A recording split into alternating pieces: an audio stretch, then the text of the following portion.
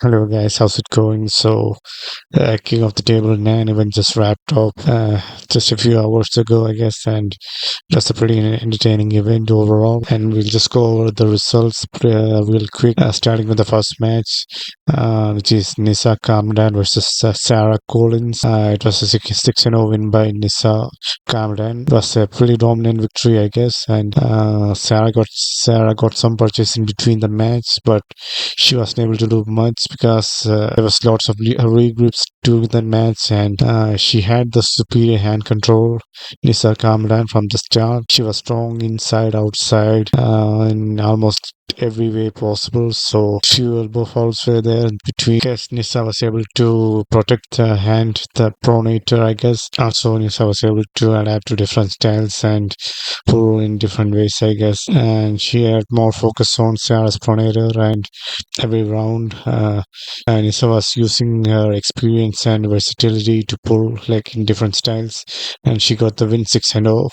Pretty impressive victory right there. I guess that's King of the Table debut, and that was a pretty good debut, I guess. Moving on to the next match, which was Valera Chubataru versus Lars Rohrbacken.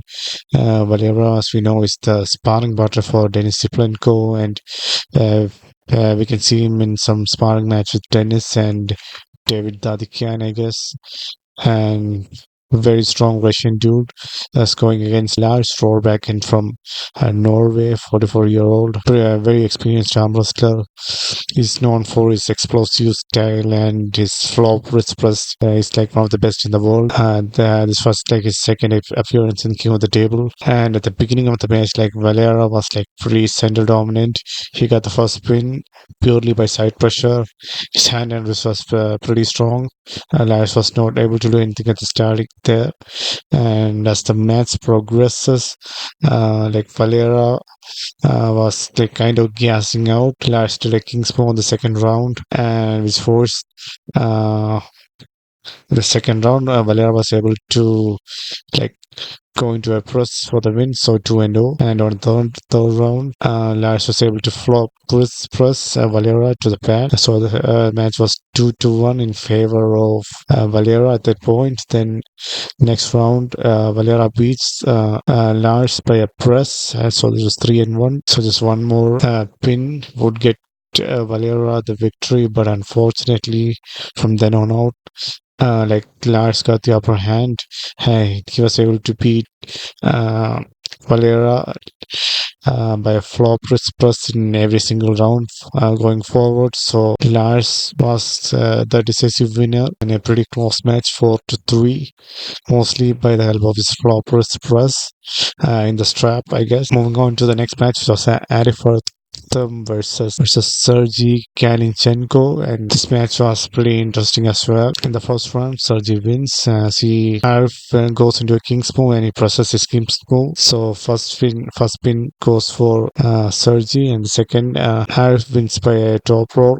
So the score is 1-1, and the next is Sergey takes the hand and then wins the match in the straps, I guess. And then on the fourth round, Sergey pins Arif on a hook. So score is 3-1 for Sergey Kalinchenko, and for the win, Sergey wins by beating Arif King's move by good rotation and side pressure. His pronator was pretty strong as well. So Sergey Kalinchenko wins 4-1 against Arif Artham. Very impressive match. Moving on to the next match, which is Larry Wheels versus Leonidas Arcana.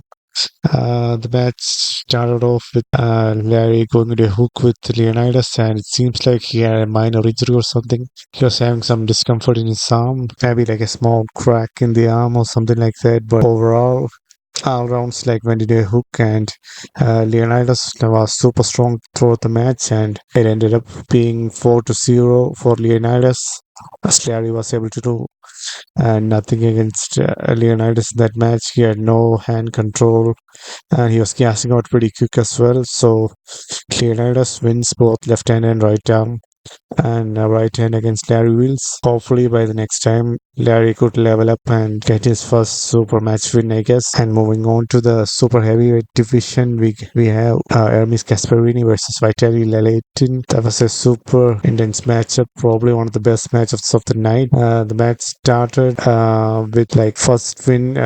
Vitaly getting the first win on 3 elbow fouls by Ermes. Vitaly's hand and grip strength was pretty dominant from the start, and Ermes keeps getting like his hand slipped out and he elbow fouled 3 times in a row, which resulted in the first win going to Vitaly, and then the score got tied up in 1-1 as Ermes gets the wrist and he was able to pin Vitaly pretty easily. Ermes' defensive style was pretty strong against Vitaly. He would lose the wrist a little bit, but towards the end, he was able to hold on to Vitaly and like two small surges to the side, and he would be able to like transition into a press later on, and that's how he gets the win most of the time. In the third round, a fast top roll win, and Vitaly pins Hermes. The score was 1-2 for Hermes 1 and Vitaly 2. Then on the fourth round, Hermes wins. He secures his wrist and goes transitions into a flop press, I guess. The score is tied 2-2 for Hermes, and in the fifth round, Hermes transitions into a press again. He was able to defend against Vitaly's top roll, so the score is 3-2 for Hermes. Then Hermes wins the match with a flop press again. And the last round, I guess there were several fouls throughout the match, and the fouls were like literally saving the athletes from getting pinned, I guess, towards the end. Vitaly had a pretty good chance against Hermes, but his side pressure was not enough, and he was unable to like transition into a flop press or any form of press, I guess. He was only relying on his top roll, and I guess Hermes did have the strategy to counter that move by securing, defending, and then coming back by doing a press, and Vitaly couldn't get his shoulder behind for a press in any of the rounds, which seems to be like a major disadvantage for him. I guess if Vitaly was able to like transition to a press, and if he could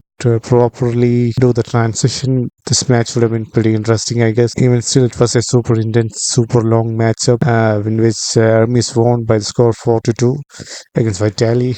And then the main event of the day, which was Devon Larratt versus Georgi Tsvetkov, the giant Bulgarian arm wrestler who claims to have never lost his wrist in an arm wrestling match.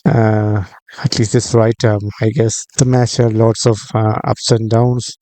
Devon was like pretty high with his trolling, I guess, throughout the matchup. The first round, it goes into a strap. Devon goes into a slight king's move, and then he was able to get the pin on Georgi, I guess. Georgi, they like quit when he realized that he was not able to do anything against Devon, and because like Devon's pronation control was too good, even though he lost his wrist a little bit, he's still able to regain center position and not allow Georgi to get the win. Unfortunately, like Devon was unable to get like crack back Georgie's wrist like he claimed in the earlier days, but he still was able to dominate the match from like start to finish. The second round, like Devon keep matching Georgie in like side pressure and also matching Georgie. Eventually, Georgie gasses out and he gives up, and I feel like Georgie was the guy who made Devon work the most, like compared to like Devon, Hermes, etc. Even Sergey, and he was still not able to beat Devon, I guess. Like Kennedy, who gave like his first loss of the year. Like Devon was like having like 13 super matches this year, I guess. Just pretty insane, to be honest. So second round 2-0 to Devon, and third round again it's 3-0 Devon. Devon's arm opens up a little bit, but so did Georgie. Georgie eventually gasses out, but his wrist was still pretty solid. He did not lose the wrist in any of the rounds. Then the fourth round, like Georgie makes an elbow foul like 3 times in a row. He was trying everything to open up Devon Larratt, but he ultimately ended up failing. And like Georgie lost that round on fouls, and on the fourth round, Georgie loses on foul on the fourth round, and the fifth round. The same thing happens again. Devon matches Georgie and center table. Georgie was not able to do anything. And then the did we have a sixth round? Unfortunately, there was no sixth round, so it was a 5-0 win for Devon against Georgie. But did we see any of the things that Devon Larratt claimed that he would do? Was there a hook? Was there a dance move?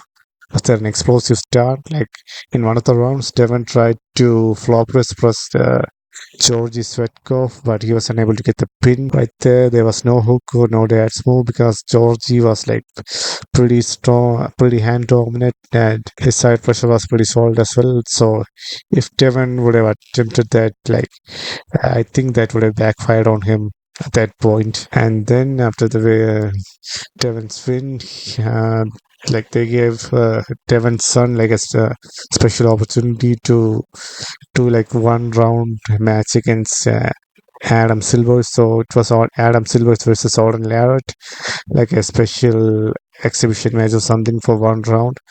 And the match ended up pretty much in favor of Auden Larratt as he like flash pinned uh, like Adam Silver's like instantly, I guess.